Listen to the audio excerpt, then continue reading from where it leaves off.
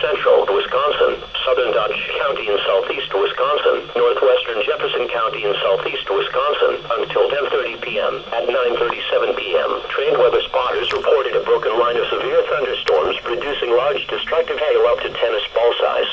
These storms were located along a line extending from Middleton to Cottage Grove and moving northeast at 55 miles an hour.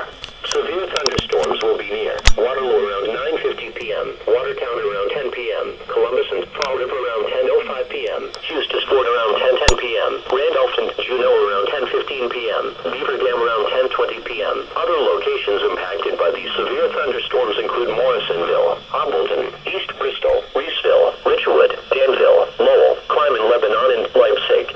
These storms have a history of producing very large destructive hail. Seek shelter now inside a sturdy structure and stay away